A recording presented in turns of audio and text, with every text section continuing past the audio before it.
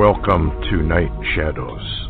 I'm Stewart Best, where the paranormal is normal, where that which you thought you knew, you didn't, and where the future can be known if you know exactly where to look.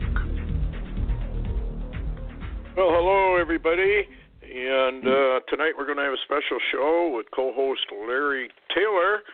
And we got a lot of things to talk about, a lot of strange stuff going on. And before we begin, I just want to make sure everybody really realizes what Night Shadows is all about. It's about the truth, and only the truth. There are no boundaries. It's wide-ranging because the truth is always stranger than fiction. Has been right along, always will be. And the show is designed to make people think. I'm not asking anybody to believe anything that is said here, but I do ask people to dig into this stuff and look for themselves and not take anybody's word for anything. Do your own research. You'll be amazed at what you'll find. Hey, Larry, how are you doing tonight? Hello, Stewart. Thanks for having me. I agree totally with you. Yeah. I don't know. It's amazing to me that people don't, they sound off and they really don't even know what they're sounding off about. You need to do some research on it. Let's start with Earth changes. You called the other day and you were talking, and I had not really heard about it. I think a long time ago I knew she had written several books, and we're talking about Merry Summer Rain, and the book is called Spirit Song. And, it's kind of interesting to me that in Spirit Song, because in Noah's Phoenix Rising, she doesn't really mention a pole shift, but you said in Spirit Song she gets into it quite at length. Can you elaborate on what you found in that? And that was written some time ago, was it not? Well, sure, Stuart. Be glad to. I had, and of course you shared with people, and you call, No Eyes, you say that Antichrist person. However, she appears to be so accurate in the book that I read, and you have a copy of Phoenix Rising. And the other day, yes, I couldn't find Phoenix Rising. I was going to look up a little bit of the stuff she had talked about, and, so I ordered it from Amazon. And I guess there was a mix-up because when my order came in, I'd ordered Phoenix Rising, and this book showed up called Spirit Song. And it's not really a big book. It's only about 150-something pages. And it's called, the title is Spirit Song, The Introduction of No Eyes. And I didn't even know the book existed. However, I'm looking here at the front of it. You asked on a date. Shows copyright 1985, and that puts it back a few years, Yes, it does. And yes. so anyway, when I got that, this is what's interesting. I had that experience, and, I named it, I titled it many years ago, when I was living around Hugo, Oklahoma. I had what I called the White Buffalo experience, and I shared that with you. I shared it with your listeners back then, years ago, on, I believe it was called it Conversations at the time. Yes.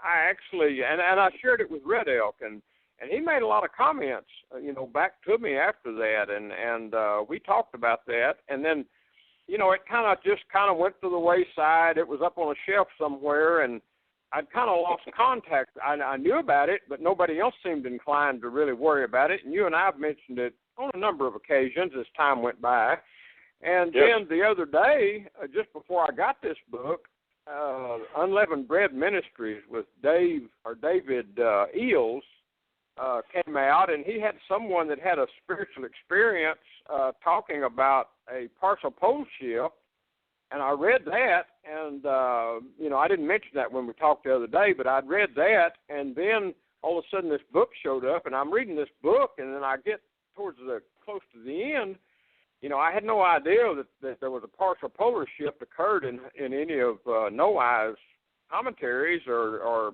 Mary Summer Rain's books. Wow. And I see one and I think, that sounds exactly what I was looking at. And so anyway, when I contacted you, we talked about it, and if you want to make some comments, and then I'll read that section if you want me to, and you can, of course, block in there anywhere you want to and ask questions or comments. Okay.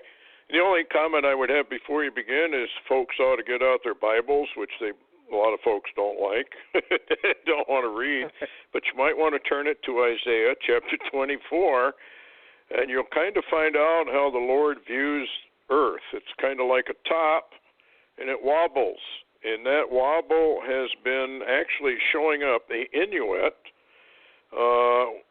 have claimed for the last, Larry, 3-4 years that things are changing up north, and they would know because they navigate by the stars, the sun, the moon, et cetera, because they don't have a whole lot of land, signposts. So they have to navigate by the stars, of which they're very good at it, the elders. They've lived up there all their lives. And they notified NASA, and of course NASA told them that it wasn't true, but if you follow these sunsets, sunrises, moonrises, moonsets, you're going to notice every once in a while it doesn't set where it ought. It doesn't rise where it ought, and it'll go back to normal. And this is what is known as a wobble. Totally denied by science, et cetera, et cetera. Anyway, go ahead, Larry. That would be my comment. Okay. I'll just go ahead and begin to read here. And she kind of goes into some extensive, I hate to use the word prophetic, because really we have to lean back, I guess, if you're talking about No Eyes and Mary Summer Rain, we probably would speak more paranormal than really prophetic. But at the same time, when you look at people, we know what people said about Red Elk, and I know a lot of people called him Antichrist, et cetera, and, they never had a clue that he went to a seminary and actually began a walk with Jesus Christ. They don't have a clue. But they're easy to batter those words about, and so to not offend anybody, I'll say we'll talk about this this paranormal experience she had, which really it appears very prophetic, actually. And I know I don't understand why people, when the Bible clearly says that He would pour out His Spirit on all flesh, that they don't understand that. But I suppose maybe not. But it's kind of like Ed Dames. I know a lot of the things Ed Dames is involved in, a lot of people claim is not the way to go, and I can't agree with everything he does. However, just like No Eyes, it appears what he is dealing with is very accurate. Yes, to a great degree very of accurate, actually. Yep. Yeah. And so anyway, I'll read this, and I appreciate you letting me read this on your show, because, there's some shows wouldn't go along with this. But anyway, here we go. And if you feel like you want to say something, just jump in there. Okay. And I'm going to begin reading here. It says, and this is where I actually saw what they were talking about. You remember on my White Buffalo experience, I saw the earth, and then I saw it dip to the right real fast, and then back up towards where it had been again, and it was a partial, and what I was shown was a partial polar shift. And so I'll begin to read this, and you can, people can make up their own minds what they believe about it. She goes into some incredible detail here. And what's interesting, we know of a lot of people that were literally out of the body or in the spirit body experiences will find themselves above the earth and viewing things.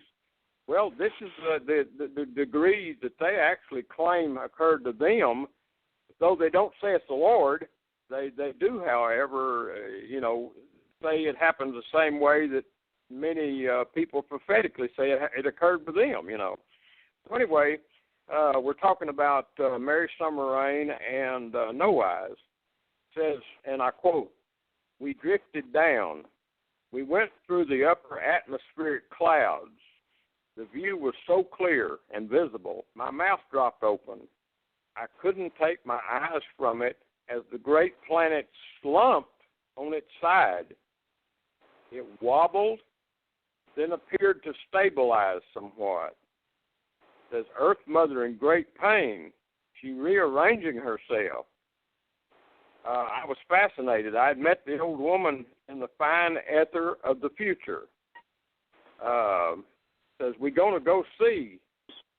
No way I said that. I followed filled with wild curiosity. I followed her above the area of the United States. I barely recognized it. Before, it was hard enough to tell where the different states were, but I was always used to looking at the line divisions on a map. Now I definitely needed her keen eye and expert narration. We surveyed the entire continent of North America. The familiar geographic shape was changing its format at a rapid rate. We watched the movements as though we were viewing it through a child's ever-changing kaleidoscope. Yet, this was no game. The Earth was no toy. This was real. Everything had tilted down to the right. Alaska was now the tip of North America. Mexico wasn't south anymore, but rather west. New York was only partially visible. On a closer inspection, we found that all of North America's east and west coast were gone. Florida appeared to be ripped entirely off the continent. The major fault lines had cracked. The San Andreas ripped through the land like some giant tearing a thin piece of paper. The torn shred drifted out into the churning ocean. The waters of the world literally swished back in one huge movement, paused, and came surging back to seek a new level of balance. This great movement washed over hundreds of islands. Hawaii was gone completely. Borneo, Sumatra, Philippines, Japan, Cuba, United Kingdom, all vanished within the blink of an eye. We closed in on the United States. It wasn't as wide anymore due to the lessening of coastal areas. The mitten state, Michigan, was covered with angry rushing waters. Upper Michigan had been torn away with the force of Lake Superior's emergency exit. All the Great Lake waters were forging downward. Did you want to say something, a comment? Well, only comment I had is that's kind of what Red Elk said was going to happen. He said that he got a little more descriptive. What Red Elk said was there was going to be a gigantic earthquake under, what's the lake just above Chicago? Lake Michigan, I guess. Yeah. And all the waters, the land rose to the south about 800 or 900 feet, he said, in a snap, in like a couple of seconds. All the waters moved to the north and took out any Canadian cities that were up there. Then the reverse happened. And that may be what she saw, because Michigan and Superior, all combined, and Superior has more water in it than all the other lakes combined, they claim, because it's so deep. It's part of that Midcontinent Rift. Yeah. Wow. Yeah, go ahead. Anyway, he says Upper Michigan was covered with angry rushing waters. Upper Michigan had been torn away with the force of Lake Superior's emergency exit. All the Great Lakes waters were forging downward, following the Mississippi River. Wow. Massive land areas on either side of the Mississippi River were flooded out of view. A great trench was being dug by the powerful force of the rushing waters. The land area, the land area below Michigan was drowned. Water was everywhere. There was no land under an imaginary line from Houston to somewhere around Raleigh, North Carolina. Most of New York, Pennsylvania, and Ohio were underwater. All of Michigan and Indiana were. The United States was now divided completely. The eastern portion was an island. Water go back down later. Not always be island. No, I said that. I was relieved to hear that. That was so incredible. When the time came for these changes, it would be a long time before the survivors were able to get a true an accurate picture of the extent of damage. I looked far to my left and saw that all of the coastal land west of the Sierra Nevadas was gone. A large portion of the Appalachian range split and spread out. The Great Divide appeared to be fairly untouched. Volcanoes spewed in much of the western section of the land. You know, that goes along with Stan Deo's dream vision experience, you know, where he had it. He said all those volcanoes begin to go off at about the same time, you know, on the west coast. Same time, yep. And that region. Noah said, we're going to go closer. This is close enough. I didn't want to see the people.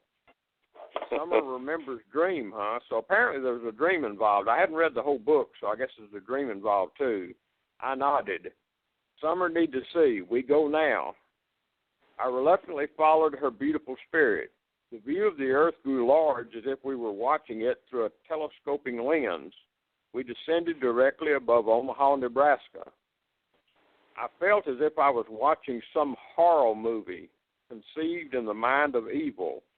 Horrible scenes were graphically played out in vivid detail. The city was in ruin. Evidently, a strong tremor swept through that city. The tall buildings were left in their nakedness of iron skeletons.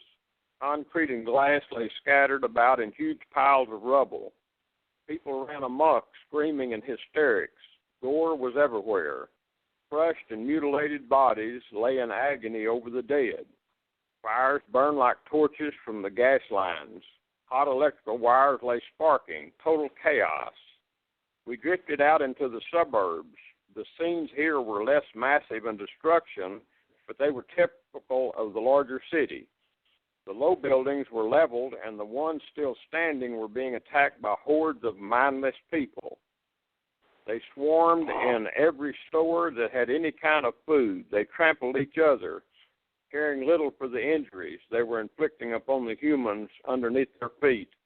I couldn't believe that civilized mankind could so quickly be reduced to such animal instincts of survival. They were down to the basest of actions. They were shooting one another. They were in throngs, some just roaming about, some storming private homes in an effort to get whatever they could find. The owners were shooting into the crowds. They were desperately trying to defend their domain. Animals ran wild. The zoo had been affected by the quake, and cages were twisted and loosening wires and gates. The wild creatures were confused with their sudden freedom. Lions and cougars mauled screaming people. Elephants stampeded in herds, trying to remain together. Reptiles roamed the streets. I felt sick. I had the presence of mind to think of the cabin. She had a cabin, I guess. Let's see here. She's trying to get out of her ears the sound still vibrating of the roar and the screams of the people and all that, and the horrible destruction that she saw. It's kind of interesting here too. There's a note. She asked No Eyes, Mary Summerrain did. She says, "Why couldn't America be like a place like Switzerland? Did you know that they're prepared for all kind of contingencies or situations?" And, No Eyes see that just now. It's too bad we aren't. Yep, it's too bad. And she laughed. She said, No Eyes, about a year ago, she was talking about it in Colorado. There were some people trying to begin to get some kind of prevention and preparation in gear, and she said nobody followed it. But anyway, what she saw was pretty wild. And then a little later, further down, said she's talking and to No Eyes and discussing what they've just seen, and anyway, said stuff going to come before that even. War? Yep. Oh, great! As if I didn't have enough to worry about. What war? Big one over World War III. And I won't go on and read any further, but I was shocked when I found all this, Stewart. I didn't know that No Eyes had really, but that sounded so much, absolutely so much of that white buffalo vision that I experienced of what I saw. I mean, it very, very close, very close. a partial polar Yeah. shift. And you know what's interesting to me is they've just been coming out with a few scientific articles within the last year about that new Midcontinent Rift. You said the water travels down the Mississippi River Valley. Well, that goes right down through Minneapolis, St. Paul. Mhm. Goes down through Omaha. Goes down through and then swings back east a little bit. The rift does, from what I can gather from what drawings I've seen, and it's only like 200 miles away from the New Madrid fault line. Mm-hmm. So when she says things being carved out, I bet you that's that fault line opening up, that rift opening up. Kind of like what you saw down there in that vision you saw where it opened up and you couldn't even see the bottom of it. It was so deep. That's right. That's right. And too, you know, we've recently begun to see actually satellite data and seismic data coming off of the San Andreas, you know, outside in the offshore, off of California's coast, where it's rising and lowering under the ocean, and people are, you know, they're not even aware. Most of them are not even aware, and you know, this is being posted now. So a lot of the data that would go along with what she's talking about, the signs or the precursors or whatever, we're already seeing them. Yeah, particularly what Putin has had to say about things and war. I don't know if you saw that. I'm sure you did, though, about his warning to the West and how he Absolutely. actually worded it. I mean, boy, that's fascinating. Scary, though. But this is, you know, you've been a police officer for years. Domestics are one of the worst, right, as a police officer? Oh, yeah.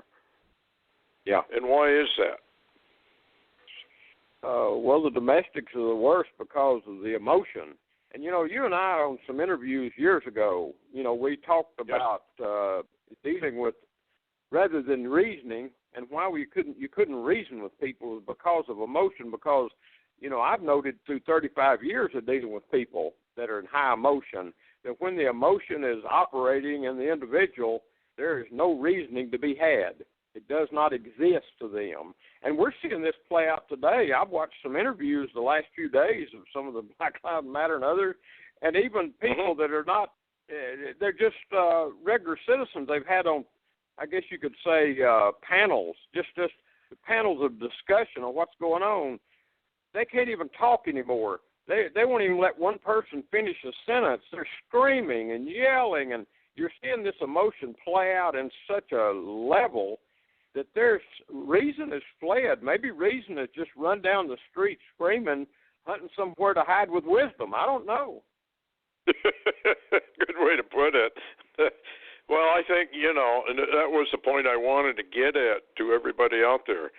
When these things really begin to happen, reason will most likely begin to leave. And you're going to be dealing with people with raw emotion, particularly emotional people, because that's how they operate. They operate on their emotions. They don't operate on how do I word this, Larry? Factual data, maybe? Is that the way to call it? Very true.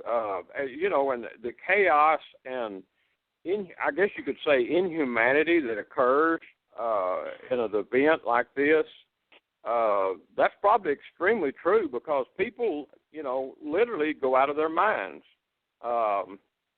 You know, when she reflected it but towards animal instincts, that's probably a basic level that humanity drops to immediately. And, you know, and that's where I say that people literally kill people when they even don't have to, but they just do it. They're all emotionally wired up, and they ain't got nowhere to go with it, and they can't think, and Stewart, that's one of the most dangerous situations. And I'll tell you what, you know, I know this country now is moving towards, you know, men with men and women with women, you know, the marriages and such, But do you know that when you talk about domestic violence, generally we were talking years ago of a man and a woman fighting, and those have a level of violence on their own. But when you deal with two men or two women that are lovers, you have never seen the violence at a level that they can project. And not only that, I've done a lot of reading and research on FBI and serial killer crimes and people but the most violent crimes are between same-sex marriages or same-sex couples, that when one of them gets mad or cheats, oh, my God, I mean, the blood flows. I mean, it is violent. That's where you have stabbings like, 20 and 30 times they stab somebody. They cut them to pieces. They hack up their bodies. I mean, I hate to be that graphic, but, and we're seeing, we're being set up for that even because it's incredible violence. And I know that you're probably not on any television channel you turn on today, you'll hear any of that. That's so politically incorrect. I'm surprised, Stewart, I'm able to speak it. But it's real. Yeah, no. This is what people I don't think understand. We have lived in a society that, well, you as a police officer would see the dark side, but for the average person, they don't see the dark side. They read about it. They might watch something on TV. You're right in the middle of it. And I don't think they realize that when this starts to happen and the reason goes out, it's going to spill out and be everywhere. And, yeah, go ahead. Oh, I was just going to mention, people that, I had to actually every day go out and live in this. I mean, walk in these places where you see this and deal with it every day. And, I can't tell you the dead bodies I've had to go look at and begin homicide investigations and such on them. And that's what I did. But the everyday citizen that never sees this, when that they want to somehow think that any kind of violence or degree of troubles like that has to come from a horrific Stephen King novel, right? That kind of evil, yes. It don't even exist. That's fiction. That's Stephen King writing a horror movie. But seriously, no, it's not. It's out there every day. Don't walk where I walk or walk where others have. And, that's why really I have such empathy. I feel, really feel for the police officers that's out there today in the middle of all this mixmaster kind of stuff that they're having to put up with in their faces and their lives on the line, and people don't seem to even care. And, one thing that, I mentioned the other day, I was talking about this thin blue line. Yes, civilization has no idea how thin that line is, and that line, Stewart, under Obama has already been seriously broken. Well, of course, he's probably the most lawless, along with the, the Attorney General's office. They appear to be so politically orientated, they might as well be totally lawless. And I think we proved it with this deal with Hillary Clinton. And I wanted to mention something, too, about it seems like there's a body count rising here. There was a fellow, he was a president of the United Nations, can't think of his name, and he was murdered. His throat was crushed, they said, and he was going to testify against Hillary Clinton. And then we just had another one came. I'm sure you saw that one. I can't remember the kid's name. He was only 27 years old. Yeah. And he was investigating something to do with the Clintons, right? Well, Stewart, what people don't know, I was born and raised down here, Texas, northeast Texas, southeast Oklahoma, and Mena, Arkansas area.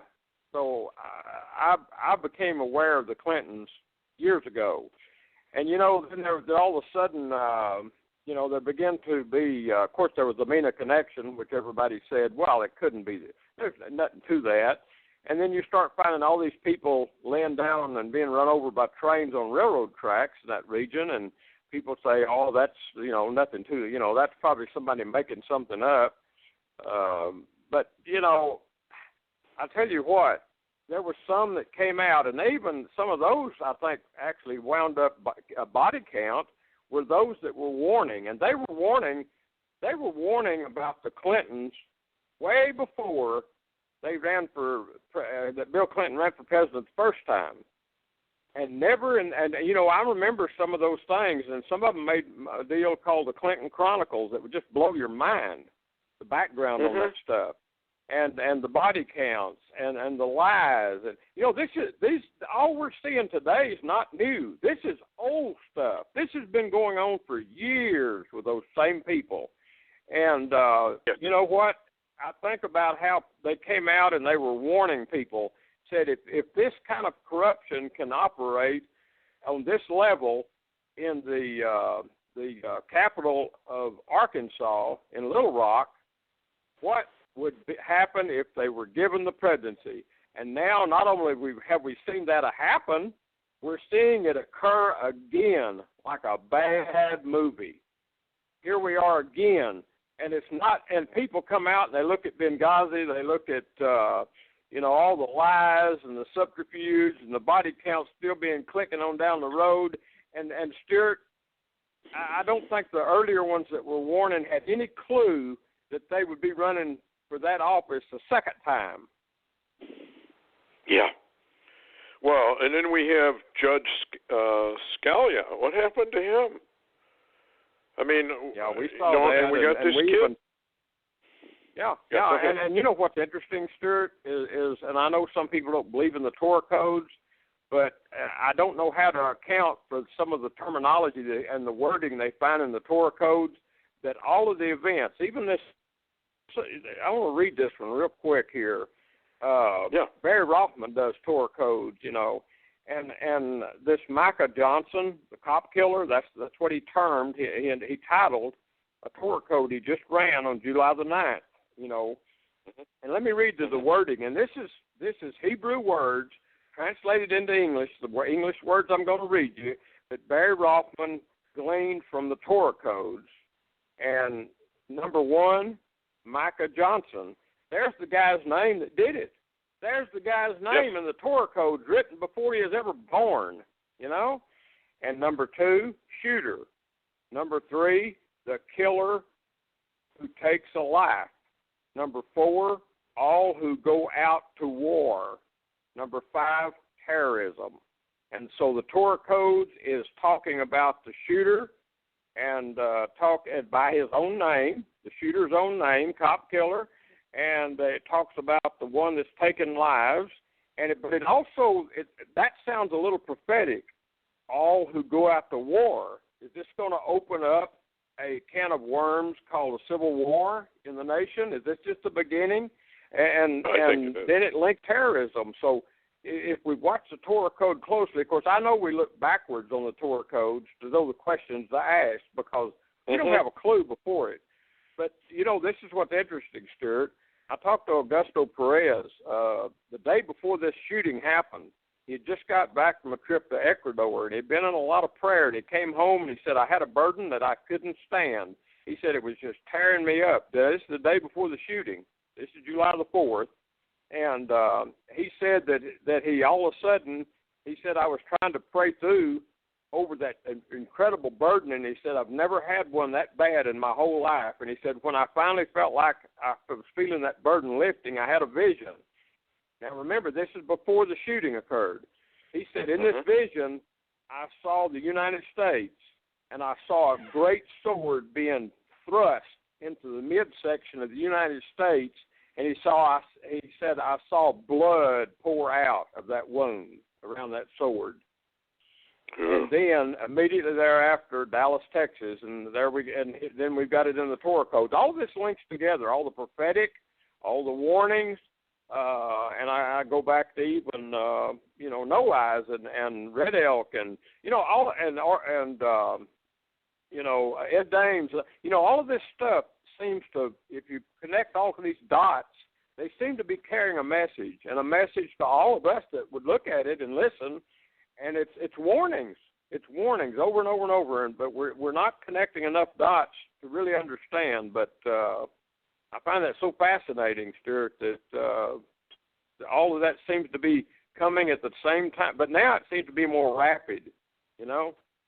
Well, we had up here in Minneapolis, St. Paul area, they shut down I-94, Black Lives protests. And then today or yesterday, they shut down I-35. Those are two major throughways here. And a lot of police officers were actually hurt in the 94 one. I haven't heard what happened, but they shut down traffic for 2-3 hours on a major highway, major throughway. Yeah. So they really don't care who they inconvenience or anything else. They're out for blood, so to speak. But it is interesting that the code for war, you're right, probably this is the beginning of the attempt by the communists, and this is all this is, really. It's a communist, Marxist, socialist attempt to throw America over. It's a coup. And, of course, you got Obama at the head of it. And so it's going to get very, very interesting as more time goes on as to what they do and don't do. But, you know, we've had those visions, too, about when America goes into kind of a civil war or ruler against ruler, authority against authority, however you want to word it or how it works, I don't know, that our enemies see us and decide to pounce. That's right. Now, I want to read to you something Vladimir Putin's talk about World War III, because No Eyes mentioned World War III and said it was global. So I want everybody to really listen carefully to how he worded it. Perhaps the most chilling statement from Vladimir Putin came at the conclusion of the St. Petersburg International Economic Forum on June 17th, where the Russian leader took foreign journalists to task for spreading U.S. propaganda and ignoring the march towards nuclear war. We know year by year, he said, what's going to happen, and they know that we know. It's only you that they tell tall tales to, talk about the media. You buy it, and you spread it to the citizens of your countries.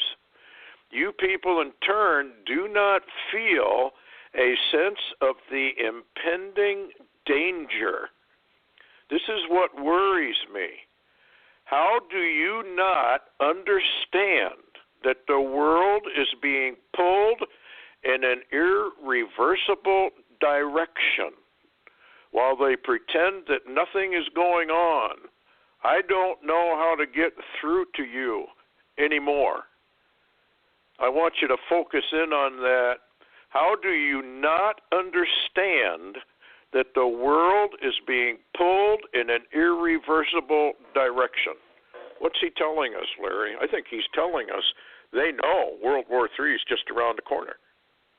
Well, not only that, Stewart, we're not ready, and they're getting ready for it. They're preparing, and I think that will link in. We just found out, there was news came out yesterday or last night and today. They've just now exposed the United States State Department under the Obama administration of using taxpayer money that was paid into groups in Israel to try to oust Benjamin Netanyahu out of the office as Prime Minister of Israel. That's also a coup. That's Stewart, that's shocking. That's absolutely shocking. And this has finally come out. We knew that this was going on behind the scenes, and we reported it, some time back, but it's now official. They've tracked the money. They know where it came from, and it was, all these games are being played. And then we wonder, and of course, the last 7.5 years or more, or about that, under Obama has been the most anti-Israel government this nation has ever seen, and now we're wondering, and you asked me the other time, what in the world is going on, between Netanyahu and Putin? And well, there's changes are being made, and it's almost like, how do you tell the American people, you're so dumb, You were so dumb. You watched for almost 8 years Obama try to squash Israel and put every enemy and arm and put every enemy around Israel against Israel. And Israel, through the last 7.5 years, has suffered some of the worst terrorism they've ever experienced as a nation. And guess who's been behind it? You know, it's not even, you know, but the American people, we're allies. You know, who needs friends like that? You know, I mean, seriously. Well, when you like send the, yeah, go ahead. I was just going to mention that, you know, and then we act like, as a nation, we act like we don't have a clue why Netanyahu is dealing now with Putin, why there's Russian and Israeli deals, why that the Russian military and the Israeli military are working together so close. Now, here's another thing, Stewart, that's going on over in the Middle East. I know we hadn't really gone there, but what's very interesting is the fact that there's now reports have just come out of DEBCO file, and, of course, that's intelligence reports, you know, what I'm telling. You're not going to see it. You know, I don't care what channel you're flicking on television. You won't hear it. But Israeli tanks and bulldozers have crossed into Syria, and they're now on the Syrian side of the Golan Heights in Syrian territory that is covered by Russia, you know, for defense as a mandate. However, Russia's standing by, out of the way, and there's a lot of interesting collaboration going on because, you know, the Obama administration backs Iran, Israel's mortal enemy. And right now, there's reports coming out that the Iranians, Syrians, and the Hezbollah groups have chemical weapons, in other words, weapons of mass destruction, in that area of the Syrian Golan, the Quneira area, and all of that, and they're ready for the word from Iran to begin their attacks on Israel, a gas attack, a chemical attack on Israel, along with missile attacks. And so here we've got, without even, of course, the West, we never told anything anyway, but the Israeli tanks have already crossed over into Syria. Now, nobody knows that, and why they don't, I don't know. I mean, you know, it's not like it's a great secret. You know, it's out there in the intelligence that's going on, but what we're seeing some movements by Russia, and this goes back to what you just said. Putin is a chess player, one of the greatest, and, you know, he is playing, and he's not playing a game, though. This thing he's talking about, this warning he gave, he's very serious, and you know well as I do that the leader of China has the same seriousness, and, you know, the way that it works is, with these world powers, if you can get somebody in a weakened condition, you hit them then because you don't want them to get stronger again and come back after you. So we're being set up. The American people, this nation is being set up by its own leadership. Now, some call that treason. I don't know what they call it today, probably political correctness, but we're being set up, and we are really moving quickly towards World War III. Of course, a lot, like you say, a lot of prophecies. Yes.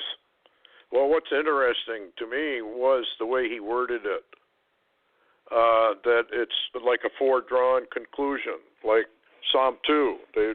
Or we could say maybe he knows Isaiah. My hand is stretched out upon the nations. I have an agenda, I have a plan, and I'm going to do it, and nobody's going to stop me. So, you know, it's kind of like they are. It's like fate.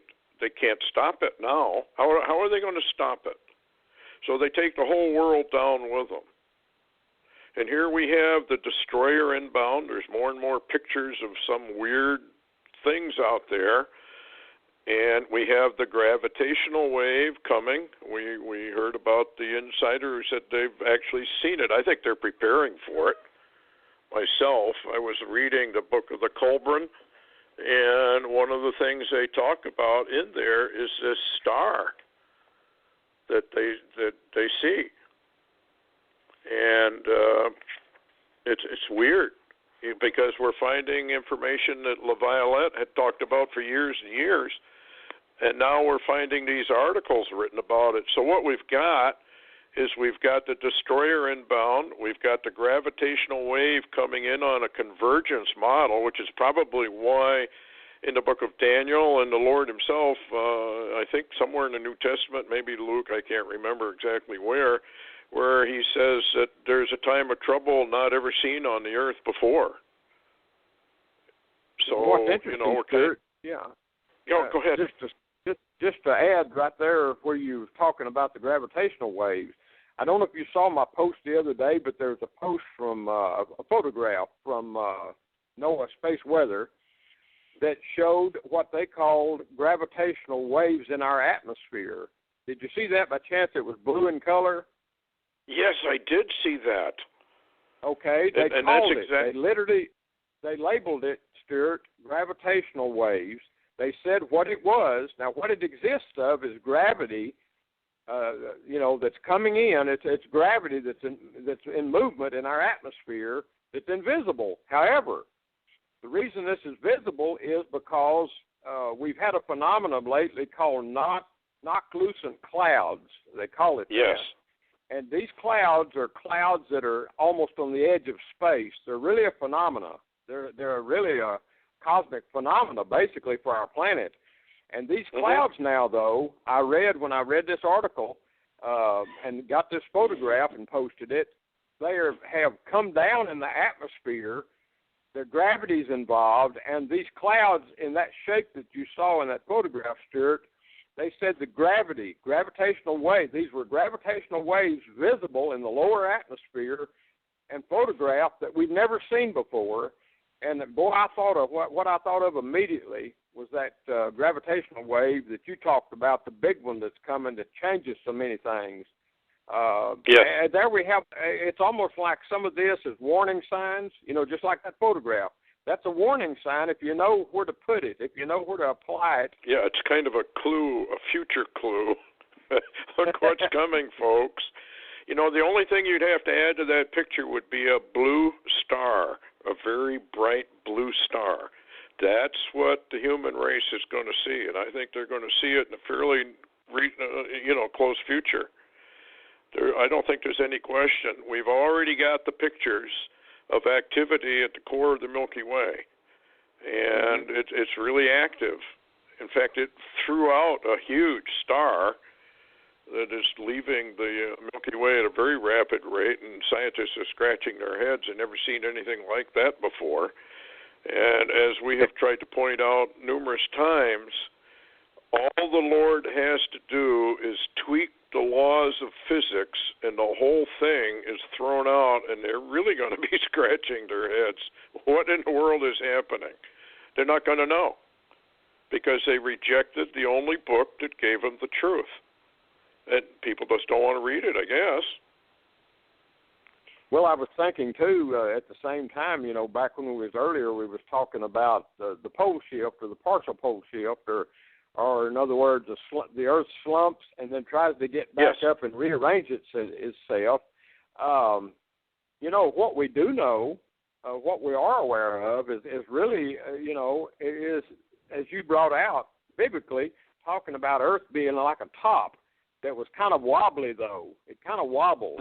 And what's interesting is I read some data and some research on the moon, and it says that the moon is in a perfect place. It couldn't be in a more perfect place because it's actually the distance from the sun that at times that it can actually give a total eclipse of in other words, where the moon sets and the size the moon is will totally eclipse the sun itself on the Earth.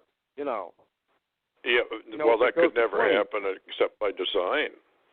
Exactly. And then at the same time, they're reporting that the moon has great influence over not only the spin of the Earth, but the wobble of the Earth. It is a stabilizing force, is what I read when I researched that. Yes. And then when you go back again, I believe into Isaiah, it talks about the moon doesn't keep its course. Yes. These are all clues. This tells us why things are not going to remain constant, and so we know that prophetically, according to the Bible, according when you've got a destroyer and its entourage out there moving through the solar system, and you have a gravitational wave coming through and all this kind of thing, that can certainly disrupt planets and their moons, And you could see how easily this could all, we could have a slump of the Earth in space and has to re-equilibrate itself, so to speak. This isn't as far-fetched. I know people think we're talking science fiction, and there has been movies made of these scenarios we're talking about, but it wouldn't be that hard with what we're talking is going on around us to do this, to accomplish this whatever it is. Yeah, Red Elk he called it an Earth flip. That's what he called it. He said, the Earth just flips. That's what Isaiah says. The Earth turneth upside down, scatters abroad the inhabitants thereof. It wobbles like a drunk, and then it reorientates itself. Albert Einstein even said that and we're watching that happen in the Antarctic and the polar regions where the ice is not, it's getting to a point of imbalance where parts of Antarctica, for example, are melting, whereas ice is building on another section. Well, that throws off your polar balance. And if it goes far enough, Albert Einstein claimed it will. The Earth will just suddenly, all of a sudden, flip. And then it'll reorientate itself. And I can remember when I was talking with Art on the Art Bell show, we were talking about the woolly mammoth and, instant freeze and, the vegetation in their mouth. And I know most people just laugh at that. But have they not found under the Antarctic ice a whole forest? If I remember right? Yeah. So how do they explain that? Antarctica. Yeah, in Antarctica, they have found that. And it's all there. I mean, it looks like it was just instantly frozen, Well, there is so much to talk about, so little time to talk about it. We got an email from somebody who said we should talk about the Mandela Effect. We have brought it up before, but this lady says this is kind of interesting because she had memorized many verses in the King James Bible, absolutely memorized them, she says, but then they were all different. No, I don't know. Yeah. How do you explain that? That has been my one question. How do so many thousands and thousands of people misremember the scriptures? I have never heard a good answer. After we did that, we did an original show where you brought up the Mandela Effect, and we was doing that with Daniel Holdings, and yes. We shared a little bit, and then since then, you've even found more data that links into that, including movie data and right in our face kind of warning data, and I've got emails, Stewart. Since that occurred, I've got emails from people, pastor in the Philippines, and I can't even think of the number of people that has emailed me and said that they also have experienced this same situation, this same effect, Mandela or whatever you want to call it, that things are not normal, something has changed, they know it has, they don't understand it, but they see the clues, and, Stewart, something has gone on, something has occurred. We've also, we know that CERN has been operating way above what they had planned to do. I mean, they've gone way beyond. Oh, way. Yes, way above. Yeah, matter of fact, this is an article that came out in Skywatch the other day. Said physicists weigh in on the dimensional doorways warning that CERN Stargate, called the Awake experiments, really could open destructive demonic portals as described in Tom Horn's book, On the Path of the Immortals, and it goes on to talk about things that they're trying to open out there, not only portals on the Earth, but portals in space, out in space itself. And, Stewart, the gravity waves are the black holes out there, and those things, we're having all types of energy, and I can't tell you, Stewart, how many people have emailed me, not only is the sun and the moon and all of this seemed off where they come up, where they go down. Times are not the same as they ought to be anymore. The sunset and sunrise are different than what it's supposed to be. And at the same time, people are telling me over the last year they've been seeing lots of strange flashes of light or something. Something gets their attention. There's flashes of light and they cannot explain it. And, all of this is ongoing. And so, for people that says there is no Mandela Effect, that's just a made-up hoax. That's a hoax. Well, it still does not erase the clues and the data and the people's feelings and the understanding of people, Yes. And then what's really interesting, and I won't be long because I know we're running out of time, but that woman that wrote you, she memorized all these verses. So when something changes and she looks back in that memory and she says, uh-oh, something's not right, you got to listen to people like that, because you and I both know the Holy Spirit knows the truth in the interpretation of the Scriptures and how those Scriptures were worded when they were written. And if any changes, people that have the Holy Spirit would know or really discern something's wrong. They might not be able to put their finger on it, but they know something's wrong. And so we've had some kind of change. And you've said yourself, I think they'll try to do something with space-time, or something will happen to space-time. Yes, I'm certain of it. And did you see that picture over CERN, that bluish thunder cloud, whatever it was?